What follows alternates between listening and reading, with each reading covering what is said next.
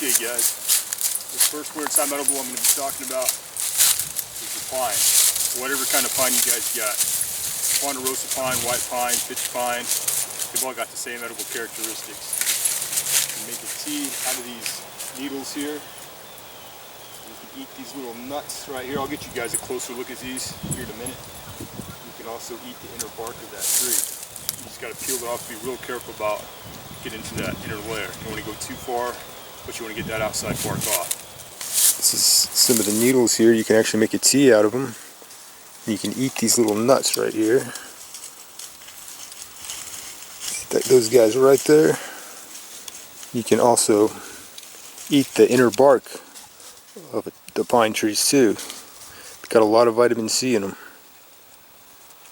You can make you a whole meal pretty much out of this, just the pine tree. You can take your knife and you can want to be careful with it, not to chop too deep into it. You just want to get into that inner layer.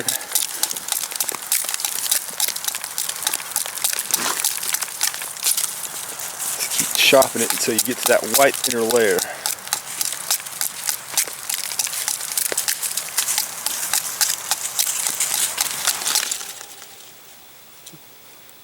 Alright guys, I went ahead and I've gotten down to that white inner layer. That's just under this red stuff here. Right underneath that you've got that white layer, that inner bark.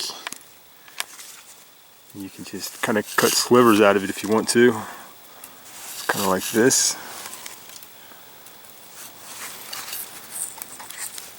Just peel it out.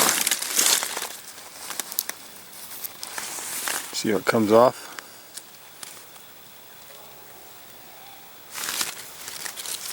Just do that as much as you want.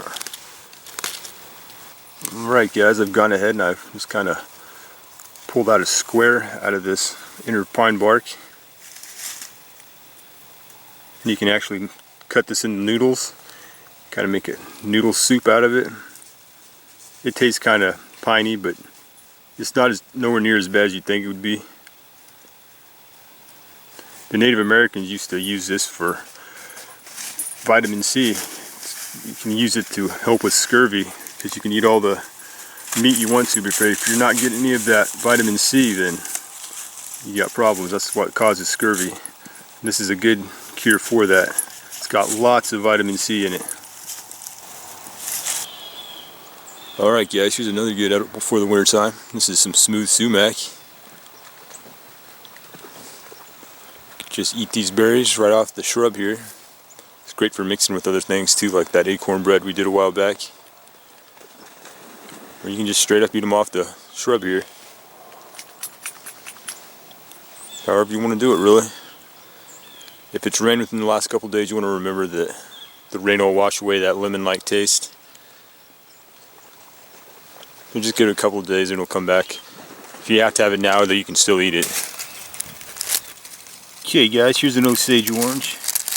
Not in the best shape, but we can still use it to eat, but you can't eat this whole thing. Only thing on this you can really eat are the seeds.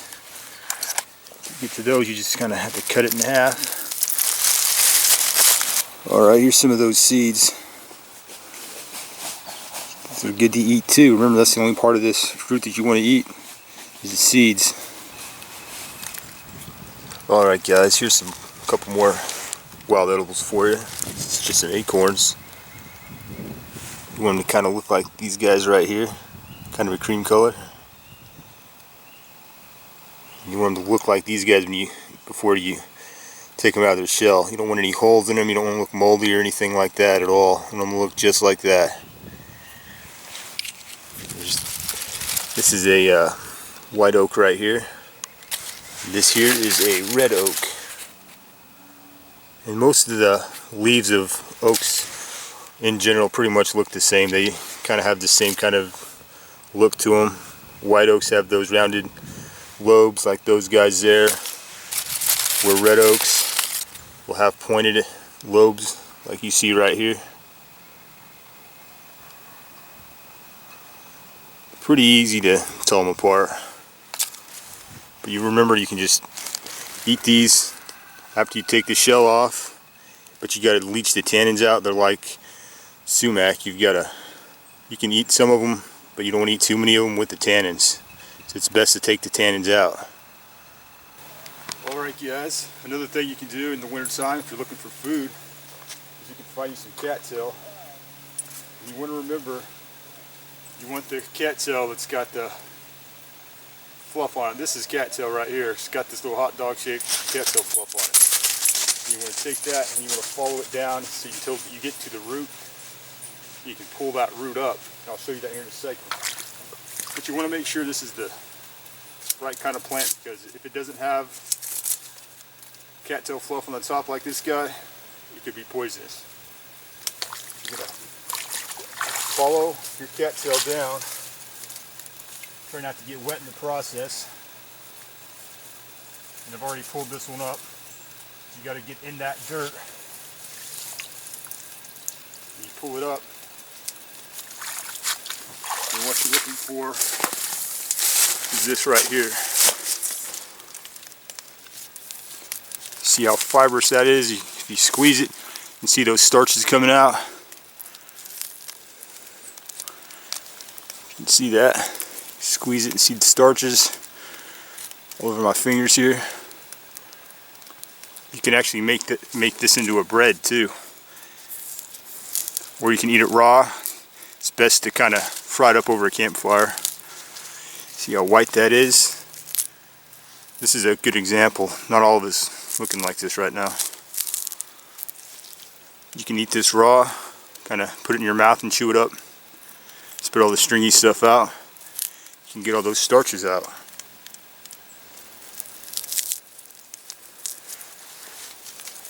Something else you can do if you cut yourself is you can actually pull this apart right here with this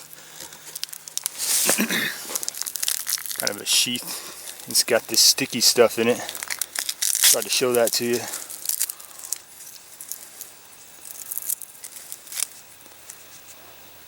It's kind of hard to see it, but if you cut yourself, you can take some of this and rub it on your cut and it'll help heal it. Find some more of this nasty stuff for you.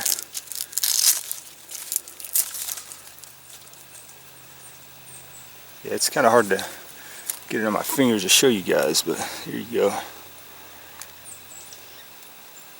A little bit anyways. If you cut yourself, you can use it for that as well. We're not going to go into all the uses of cattail, guys. This is a wintertime edibles video, so this is what we're going to be talking about right now. There's a whole series on the cattail alone, to be honest with you. Right guys, we're cooking us up some of that cattail we found earlier. Pretty easy to cook, you just want to cook it till it's a little bit dark. But I hope this video helped you guys out, give you a good start on finding some good wintertime edibles. And leave some comments down below what you guys got in your areas that you can use for wintertime edibles. I'm always curious to find out what other people are using in the world. But I hope you guys enjoyed the video. Subscribe and like, leave any comments, and we'll see you next time, guys. Thanks a lot.